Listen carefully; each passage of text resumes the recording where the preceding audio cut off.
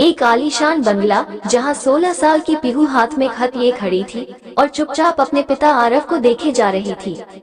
पीहू बोलती है, पापा ये खत मम्मी ने भेजा है, लेकिन उनका फोन बंद पड़ा है और इस जमाने में खत कौन भेजता है। आरव हाथों में खत लेकर देखते हैं।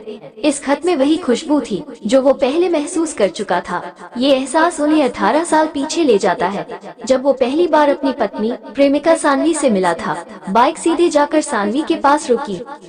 सानवी बोली, इडियट, दिखाई नहीं देता, अंधे हो क्या? आरव बोला, ब्रेक जरा फेल हो गया। सानवी बोली, ऐसे कैसे फेल हो गया, इडियट? और सानवी आगे चली जाती है। आज कॉलेज का पहला दिन है। जैसे ही कॉलेज पहुंचती है, सामने आरव को देखकर सानवी बोलती है, अच्छा तुम मेरा पीछा करते हुए यहाँ तक आ गए? आरव बोला, ओह हेलो, ये मेरा कॉलेज है, और प्यार से उसकी तरफ देखते हुए दोनों अपनी अपनी जगह आकर बैठ जाते हैं। ये खट्टी मीठी नोक-झोंक कब प्यार में बदल जाता है, दोनों को पता ही नहीं चलता। और आज दोनों की शादी है, दोनों बहुत खुश हैं। क्यों न होती भला ये खुशी। सानवी जहाँ कॉलेज की सबसे खूबसूरत लड़की थी, वहीं आरव काफी जहीन और खुशमिजाज इंसान था। आरव बोलता है घूंघट उठाते हुए, मेरे आगोश में आज चांद उतर आया है, ये गुलाम खातिर तेरे ये गुलाब लाया है। सानवी मुस्कुराते हुए गुलाब ले लेती है।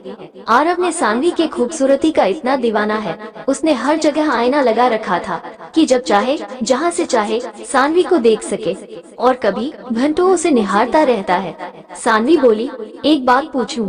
आरव बोला, हाँ कहो। सानवी बोलती है, ऐसा क्या है जो मुझ में पसंद है और क्या मुझ में पसंद नहीं?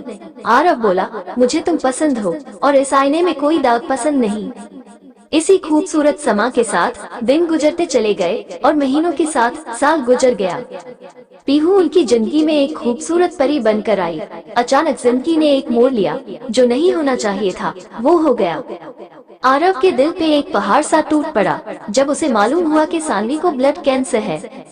सानवी बोली, मेरी जिंदगी की सांस कब तक है मैं ये तो नहीं जानती, लेकिन तुम मेरे साथ हो यही बहुत है मेरे लिए। आरव बोला, तुम बेकार की बातें मत करो और जल्दी से तैयार हो जाओ, फिजियोथेरेपी है आज तुम्हारा। मैं गाड़ी निकालता हूँ, प्यार से बोसा देते हुए दोनों गाड़ी से निकलते हैं। और अचानक सानवी बोली, आराम से, इतनी जल्दी क्या है? आरव बोला, हाँ सानवी। सानवी की तरफ देखता है, पो पो पी पी धड़ाम। तभी अचानक एक्सीडेंट हो जाता है।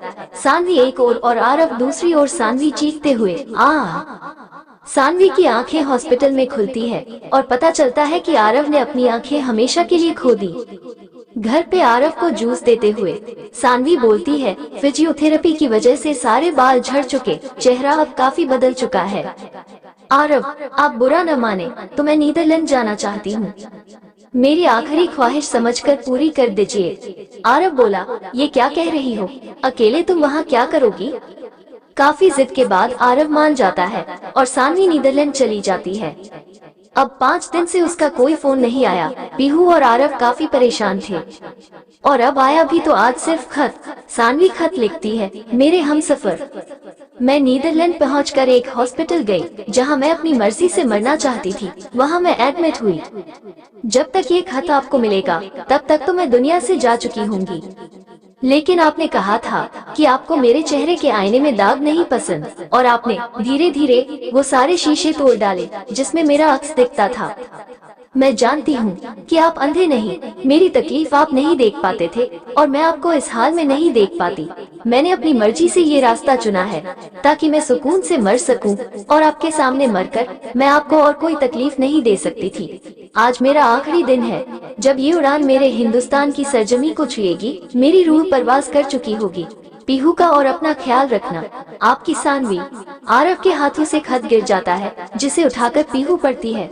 दोनों एक दूसरे से लिपट कर रोते हैं।